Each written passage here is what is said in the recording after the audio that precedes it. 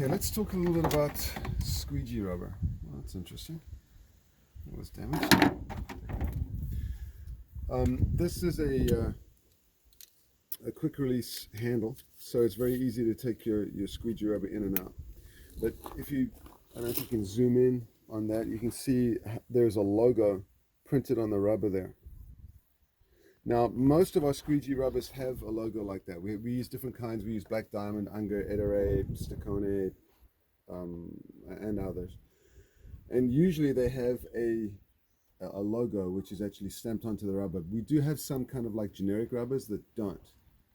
And then typically what we will do is when we first put the rubber into the channel, we will actually, using a scraper, we will actually cut a little X in the rubber. I'll do one here just to show you. Cut a little X in the rubber like that. And then that kind of doubles as a logo. All right. In order to differentiate one side of the rubber from the other. Of course, when you're cutting it, be very careful that you don't go anywhere near that edge. If you nick that rubber, you can throw it away. Done. It's done.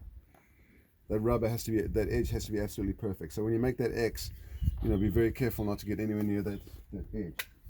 Now, why do we need that X there? Well, the reason is that if you look at the end of a rubber from the end on, there's two corners. There's this corner here, and there's that corner there. When this rubber is installed this way around, you're only using that edge of the rubber. The back edge is not being used at all. It's still pristine. So when this edge of the rubber reaches the end of its working life, when it's starting to leave streaks, you can switch the rubber around and use the back edge. But if there's nothing, when you pick up the squeegee and you look at it and there's nothing there and there's no way to differentiate one side from the other, you have no clue what's what. Is this a brand new blade? Can I still use the other side, or have I already used that side, and is it done? Do I have to throw it away?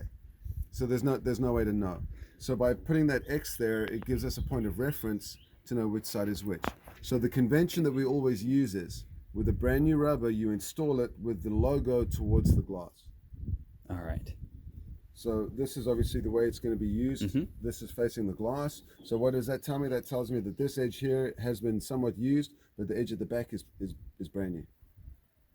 Okay, and so by having that, even if this wasn't there, by having that little X there would tell me the same thing. And we always put the X in the middle so you know where to look for it, so it's easy to find. Yep. So let's talk about how to change a rubber.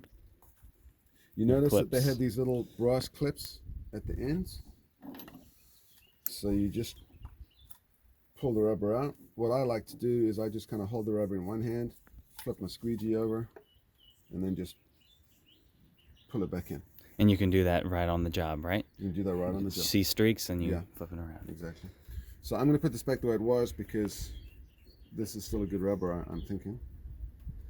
But let me just show you how to do that. Sometimes you'll find if it's a little bit, if there's a lot of friction and it's hard to get in, just get the rubber just a little bit wet, and it'll just slide right in. So get it like that, and then what you want to do is install these clips in such a way that you have about an 1/8 to 3/16 of an inch of rubber protruding. So you just kind of slide that on. So you got about 1/8 of an inch there. Squeeze it tight and push it in. So I'm squeezing the clip together, and I'm pushing it at the same time.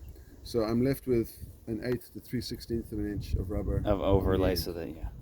And then same thing on the other side, just kind of stretch it out a little bit to expose some rubber. Sometimes you need to open your clip a little bit.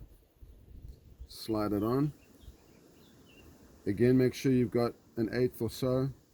Squeeze the clip and push it in. And then just make sure that the rubber is kind of evenly distributed, so you're not getting bunching in one place. Yeah. So make sure it's nice and evenly distributed, and then you're ready to go again. Okay.